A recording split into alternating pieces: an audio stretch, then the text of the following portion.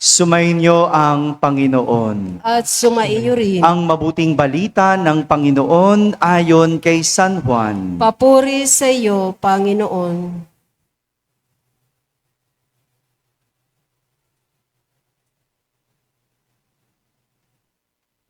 Kinabukasan, nakita ng mga taong nanatili sa ibayo ng lawa na naroon pa ang isang bangka. Alam nilang si Jesus ay hindi kasama ng mga alagad sapagkat ang mga ito lamang ang sumakay sa bangka at umalis. Dumating naman ang ilang bangkang galing sa Tiberias at sumadsad sa lugar na malapit sa kinainan nila ng tinapay matapos magpasalamat ang Panginoon. Nang makita ng mga tao na wala na roon si Jesus, ni ang kanyang mga alagad, sila'y sumakay ng bangka at pumunta rin sa Capernaum upang hanapin si Jesus. Nakita nila si Jesus sa ibayo ng lawa at kanilang tinanong, "Rabay, kailan pa kayo rito?" Sumagot si Jesus, "Sinasabi ko sa inyo, hinahanap ninyo ako hindi dahil sa mga kababalaghang nakita ninyo, kundi dahil sa nakakain kayo ng tinapay at nabusog. Gumawa kayo hindi upang magkaroon ng pagkaing nasisira, kundi upang magkaroon ng pagkaing hindi nasisira at nagbibigay ng buhay na walang hanggan. Ibibigay ito sa inyo ng anak ng tao sapagkat siya ang binigyan ng kapangyarihan ng Diyos Ama." Kaya't siya'y tinanong nila, "Ano po ang dapat naming gawin upang aming maganap ang kalooban ng Diyos?" Ito ang ipinagagawa sa inyo ng Diyos. Manalig kayo sa sinugo niya. Tugon ni Jesus. Mga kapatid, ang mabuting balita ng Panginoon. Pinupuri ka namin, Panginoong Hesukristo. Maupo ang lahat at makinig sa homilya. Magandang gabi po sa inyong lahat. Magandang gabi rin sa mga nasa barangay, sa mga nasa tahanan na nagsisimba via online at sa lahat na nasa abroad, sang magandang araw sa inyong lahat.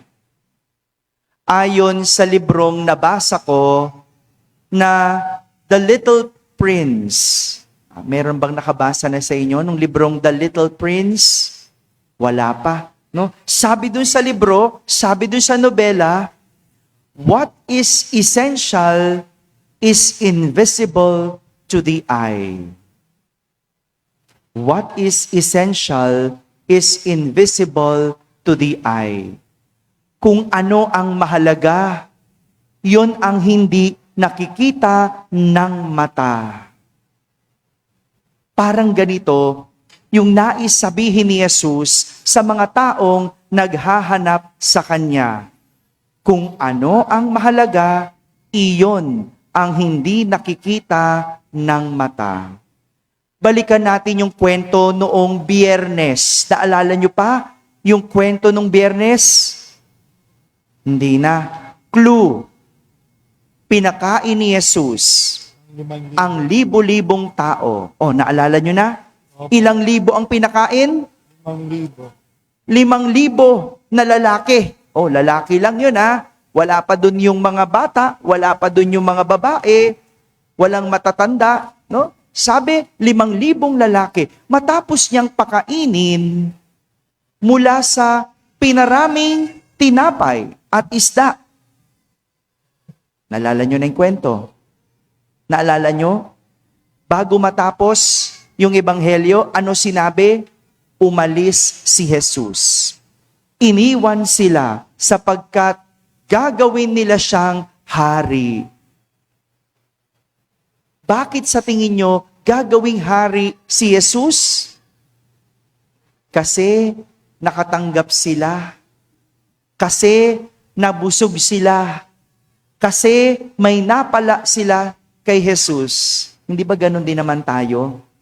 Kung kanino ka nakakakuha, yun ang sinasamba mo. Yun ang nilalapitan mo. Yun ang tinatakbuhan mo. 'Di ba?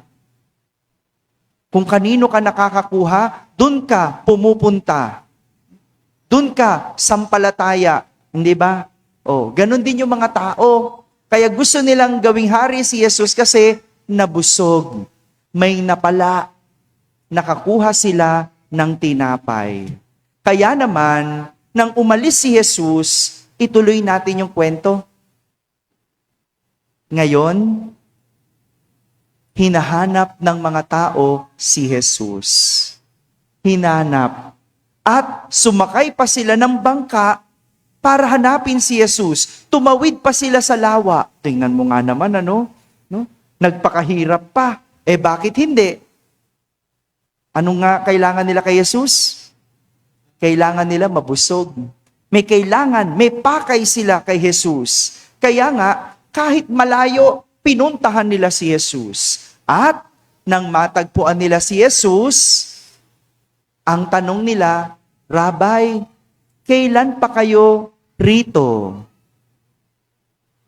Sa unang pakikinig, parang akala mo may malasakit sila kay Jesus. Akala mo talagang nananampalataya sila kay Jesus. Nagpakahirap pa para lang hanapin si Jesus. Sinundan pa si Jesus. Aakalain mong interesado sila kay Jesus. Di ba pag ganon? Pag meron kang kakilala, tinanong mo, kailan ka pa dito, Mare? Di ba? Kasi pinaparamdam mo, interesado ka sa kumare mo. Tama?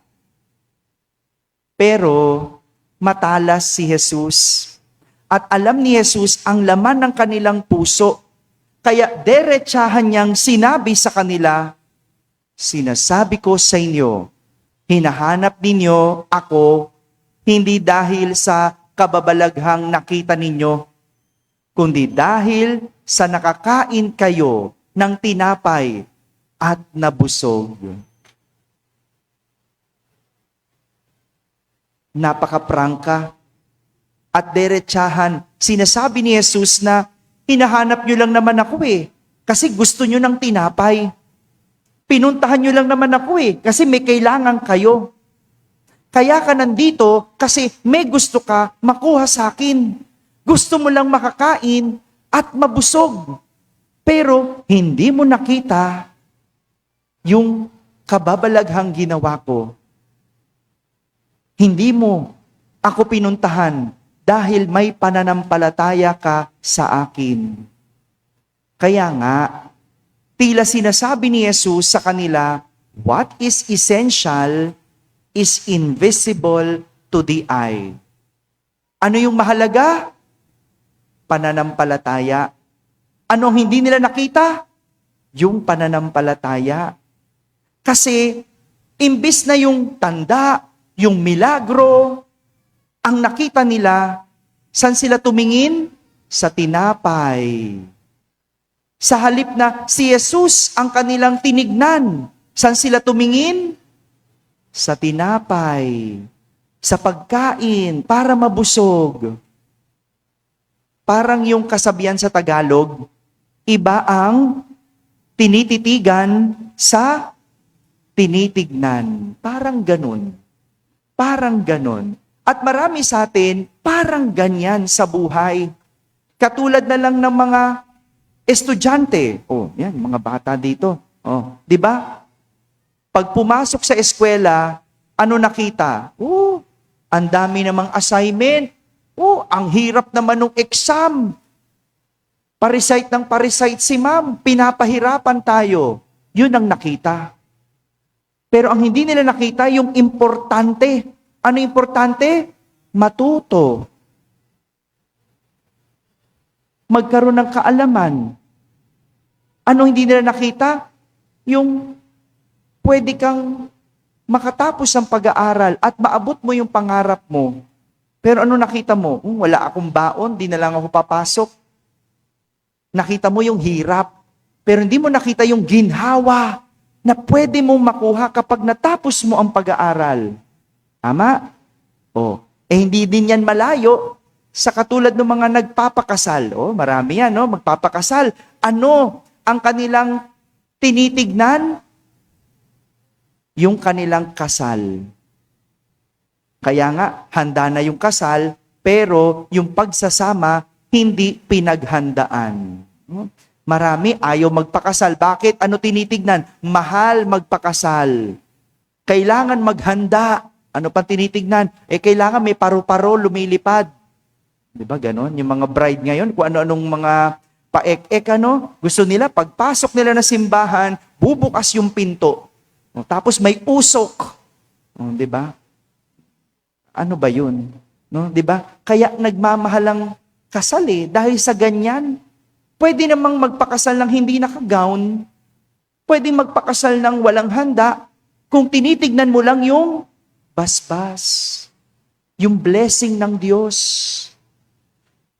Kaso, tinitignan natin yung gastos. Kaya ayaw magpakasal. Hindi mo nakita yung basbas ng Panginoon. Hindi din yan malayo sa trabaho.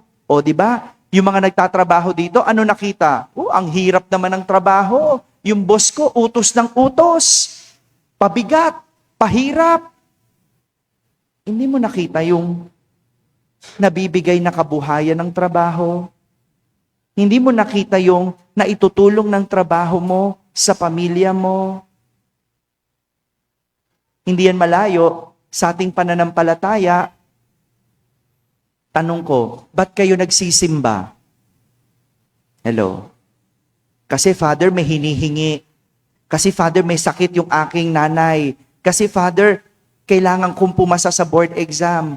Kasi Father, magpapabless ako ng patay. Yun bang dahilan?